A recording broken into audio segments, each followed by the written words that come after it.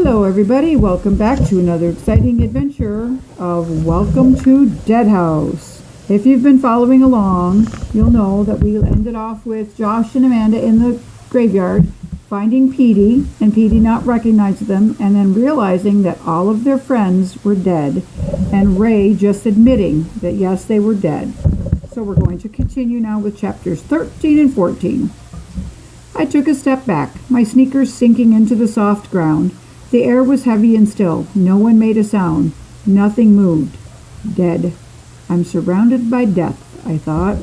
Then, frozen to the spot, unable to breathe, the darkness swirling around me, the gravestones spinning in their own black shadows, I thought, what is he going to do to me? Ray, I managed to call out. My voice sounded faint and far away. Ray, are you really dead? I'm sorry, you weren't supposed to find out yet, he said, his voice floating low and heavy on the stifling night air. But how? I don't understand. I looked past him to the darting white light of the flashlight. Josh was several rows away, almost to the street, still searching for Petey.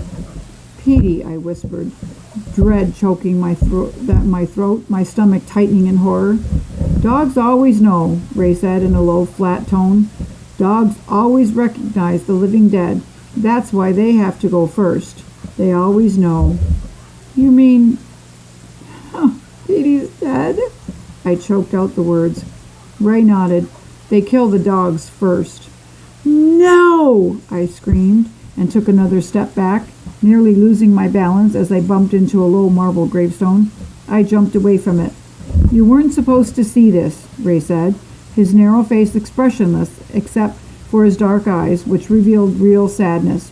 You weren't supposed to know. Not for another few weeks, anyway. I'm the Watcher. I was supposed to watch to make sure you didn't see until it was time. He took a step toward me, his eyes lighting up red, burning into mine. Were you watching me from the window? I cried. Was that you in my room? Again he nodded yes. I used to live in your house, he said, taking another step closer, forcing me back against the cold marble stone. I'm the Watcher. I forced myself to look away, to stop staring into his glowing eyes. I wanted to scream to Josh to run and get help, but he was too far away, and I was frozen there, frozen with fear. We need fresh blood, Ray said. What? I cried. What are you saying? The town. It can't survive without fresh blood. None of us can. You'll understand soon, Amanda. You'll understand why we had to invite you to the house, to the dead house. In the darting, zigzagging beam of light, I could see Josh moving closer, heading our way. Run, Josh, I thought. Run away, fast. Get help. Get someone. Get anyone. I could think the words. Why couldn't I scream them? Ray's eyes glowed brighter. He was standing right in front of me now, his features set hard and cold. Ray? Even through my jeans, the marble gravestone felt cold against the back of my legs. I messed up, he whispered. I was the Watcher, but I messed up. Ray, what are you going to do? His red eyes flickered. I'm really sorry. He started to raise himself off the ground to float over me. I could feel myself start to choke. I couldn't breathe. I couldn't move. I opened my mouth to call out for Josh, but no sound came out. Josh, where was he? I looked down the rows of the gravestones, but couldn't see the light. Ray floated up a little higher. He hovered over me, choking me somehow, blinding me, suffocating me. I'm dead, I thought. Dead. Now I'm dead too. Chapter 14. And then, suddenly, light broke through the darkness. The light shone in Ray's face, the bright white halogen light. What's going on? Josh asked in a high-pitched, nervous voice. Amanda, what's happening? Ray cried out and dropped back to the ground. Turn that off! Turn it off! He screeched, his voice a shrill whisper like wind through a broken window pane. But Josh held the bright beam of light on Ray. What's going on? What are you doing? I could breathe again. As I stared into the light, I struggled to stop my heart from pounding so hard. Ray moved his arms to shield himself from the light. but I could see what was happening to him. The light had already done its damage. Ray's skin seemed to be melting. His whole face sagged, then fell, dripping off his skull. I stared into the circle of white light, unable to look away, as Ray's skin folded and dropped and melted away. As the bone underneath was revealed, his eyeballs rolled out of their sockets and fell silently to the ground. Yuck. Glad I like horror stories, though.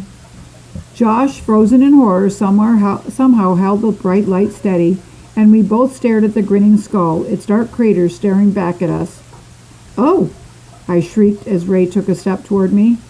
But then I realized that Ray wasn't walking. He was falling. I jumped aside as he crumpled to the ground and gasped at his skull as his skull hit the top of the marble gravestone and cracked open with a sickening splat. "Come on!" Josh shouted. "Amanda, come on!" He grabbed my hand and tried to pull me away, but I couldn't stop staring down at Ray, now a pile of bones inside a pile of crumpled clothes. "Amanda, come on!"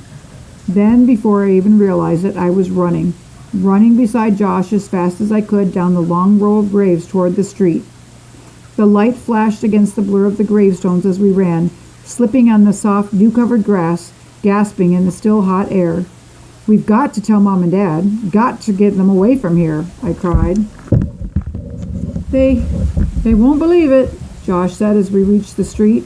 We kept running, our sneakers thudding hard against the pavement. "I'm not sure I believe it myself." "They've got to believe us," I told him. "If they don't, we'll drag them out of that house." The white beam of light pointed the way as we ran through the dark, silent streets. There were no street lights, no lights in the windows of the houses we passed, no car headlights. Such a dark world we had entered, and now it was time to get out.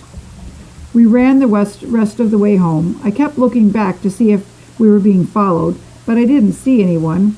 The neighborhood was still and empty. I had a sharp pain in my side as we reached home, but I forced myself to keep running up the gravel driveway with its thick blanket of dead leaves and onto the front porch. I pushed open the door and Josh and I both started to scream, "Mom! Dad! Where are you?" Silence. We ran into the living room. The lights were all off. "Mom! Dad! Are you here?" Please be here, I thought, my heart racing, the pain in my side still sharp. Please be here. We searched the house. They weren't home. The potluck party, Josh suddenly remembered. Can they still be at that party? We were standing in the living room, both of us breathing hard. The pain in my side had let up just a bit. I had turned out all the lights, but the room still felt gloomy and menacing. I glanced at the clock on the mantel. Nearly 2 a.m. "They should be home by now," I said, my voice shaky and weak.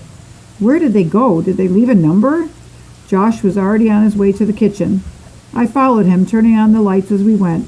We went right to the memo pad on the counter where Mom and Dad always leaves us notes. Nothing. The pad was blank. "We've got to go and find them," Josh cried. He sounded very frightened. "We have to get away from here. What if something has happened to them?" That's what I started to say, but I caught myself just in time. I didn't want to scare Josh any more than he was already. Besides, he probably thought of that too. "Should we call the police?" he asked as we walked back to the living room and peered out the front window into the darkness. "I don't know," I said, pressing my hat forward against the cool glass. "I just don't know what to do. I want them to be home. I want them here so we can all leave." "What's your hurry?" a girl's voice from behind me. Josh and I both cried out and spun around. Karen Somerset was standing in the center of the room, her arms crossed over her chest. "But you're dead," I blurted out.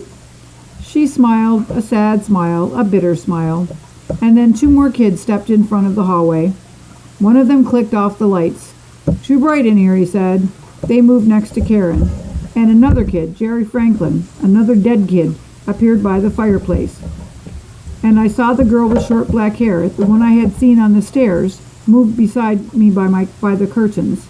They were all smiling, their eyes glowing dully in the dim light, all moving in on Josh and me. "What do you want?" I screamed in the voice I didn't even recognize. What are you going to do? We used to live in your house, Karen said softly. Huh? I cried. We used to live in your house, George said. And now, guess what? Jerry added.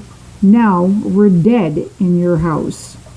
The others started to laugh, crackling dry laughs, and they all closed in on Josh and me. Well, stay tuned for the exciting end of the book tomorrow.